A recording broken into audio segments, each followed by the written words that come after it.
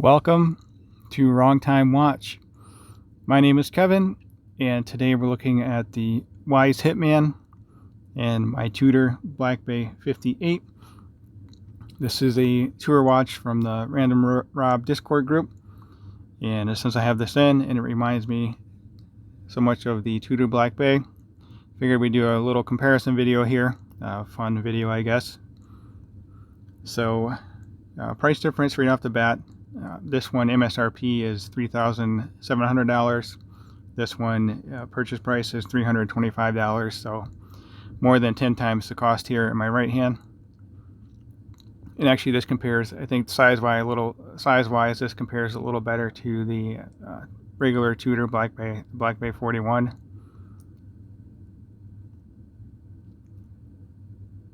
So female end links here, those are common between these two. This one does have the fake rivet bracelet, which I don't know. It's okay. I think I would prefer a standard bracelet, but it does fit the vintage vibe and feeling of this watch. This does have an aluminum bezel insert, and the Wise Hitman is actually upgraded. It has a ceramic bezel insert, actually a loomed ceramic bezel insert. So I guess that's one advantage of the Wise watch, but this definitely has more of a vintage look to it. This doesn't look too modern either, because it's a matte ceramic bezel insert versus a shiny one on like a Rolex Submariner, for example. Those are pretty shiny. Now this does have a date, flat sapphire crystal. This is a no date with a kind of a domed box sapphire crystal, which I really like. These two both have thin bezels. Tudor is a little bit thinner than the Hitman, or the Wise watch here. Also, I like the crown on the Tudor a lot more too. It has these nice fine knurling, and the engraving on the crown there is very nice as well. This is a polished watch, and you can see my fingerprints there very clearly. Maybe I should be wearing gloves for these reviews, especially with a highly polished watch like this. There we go. Looks like I got most of the fingerprints off. Maybe I even have a scratch on here already. This watch seems to scratch fairly easily. I try to be very careful when wearing this watch, but I guess that's the way it goes. I actually have something here too. Man, I don't know how I do this with this watch.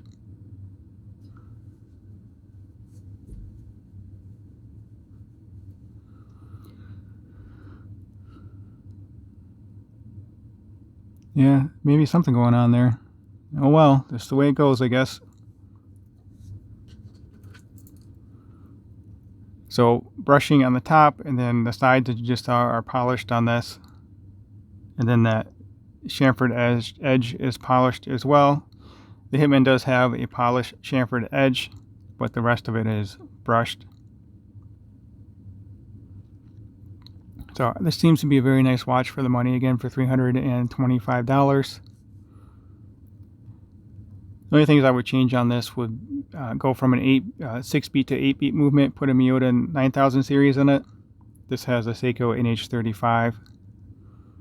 And then the clasp, I mean, it's functional, it just doesn't look the best with these little pushers on the side, but it works. Solid end links, solid links. Nice finely knurled bezel. Bezel action could be improved on this, but really it's not bad for a $325 watch. Does have some backplate to it. So let's go over the dimensions before I forget. Lug to lug, 48.7. Case diameter 41. The bezel on this is 40.5, 12.4 thick, and then lug width is 20, and that tapers down to 16, so it wears very nicely on wrist.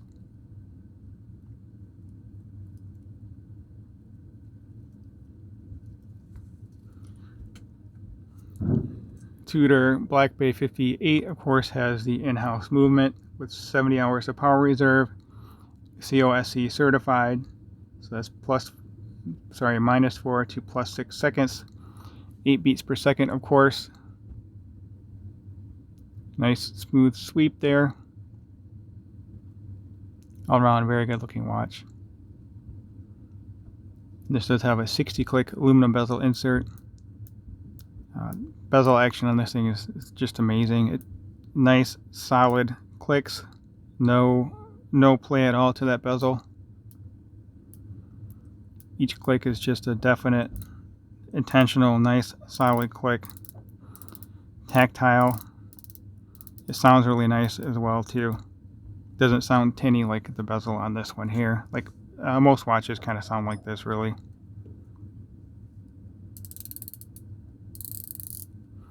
I don't know if you can hear this through the microphone or not.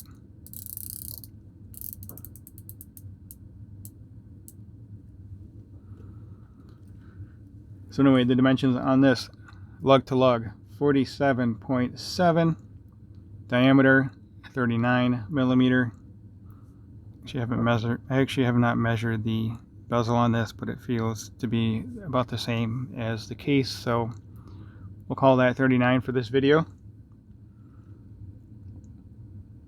12 millimeter thick, so a little bit thinner than the Wise Hitman. And the same thing with the bracelet here, 20 millimeter tapering down to 16. This one's kind of a staggered taper just because this is supposed to replicate riveted bracelet. So we just have a flat edge here instead of tapering down. It just tapers kind of by a stair-step method here by reduced size of the links. But this watch wears very well on wrist. Does have the same 3-link design. These 3 links are held together. The center one does not pivot between with the outer ones. And the clasp on this looks better. Well, kind of. It does have a safety clasp, but it doesn't have the pushers off the edge. And the side of this bracelet is polished. And there you can see 3 micro adjusts. Also, we do have ceramic ball bearings in here, so this is a very smooth feeling. It's hard to explain. It's something you should experience in person.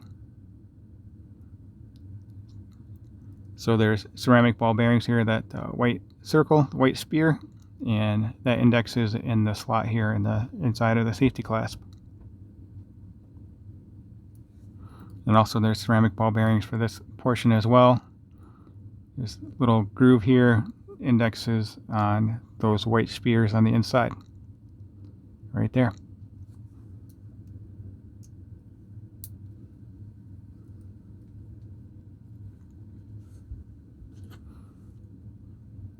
So I think you'll agree with me that the case looks pretty similar. The bracelet does as well. The rotating bezel looks quite similar. Design-wise, maybe not stylistically, but it looks very similar. I think we can see the resemblance here. All right, let me get both of these on wrist, and then we'll close. Actually, we'll check out the loom after I get these on wrist, and then we'll close out the video.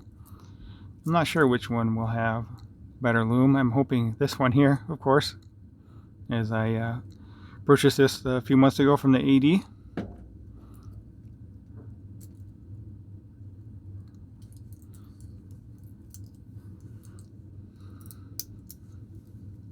So, again, I really like this watch. I'm mostly happy with the purchase.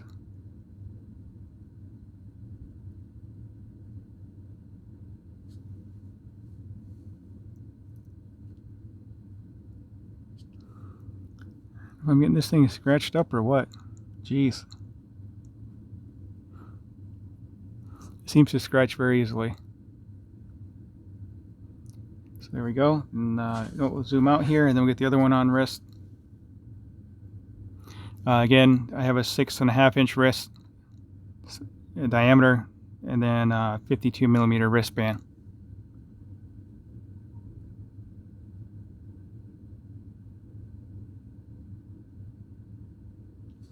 One of my favorite watches currently in my collection.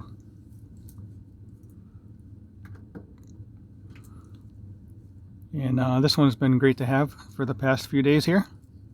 I'll be shipping it off to the next person on the tour here today, and they'll get to enjoy this watch. If you've been on the fence about buying one of these, I think it's worth it.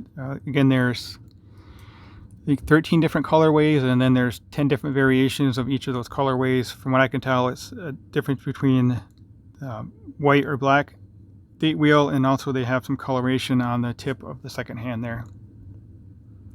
I'll leave a link in the description below for this watch.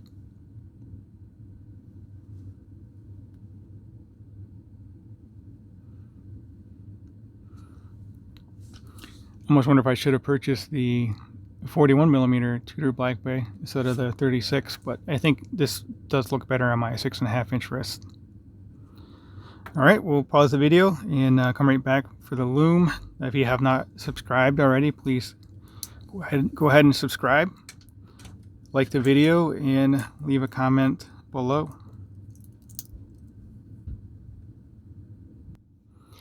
Alright, so Wise Hitman on the left, obviously, and then Tudor Black Bay 58 on the right. As far as which one has more loom, well, I actually think they're pretty close. Maybe a little brighter on the Tudor, especially on the hour hand with that snowflake hour hand. But overall, the loom's pretty comparable. These microband watches really offer a lot of bang for the buck these days. So anyway, there we have it. My comparison video, Wise Hitman versus Tudor Black Bay 58. As always, thank you for taking the time. Thank you for watching, and I'll catch you on the next video.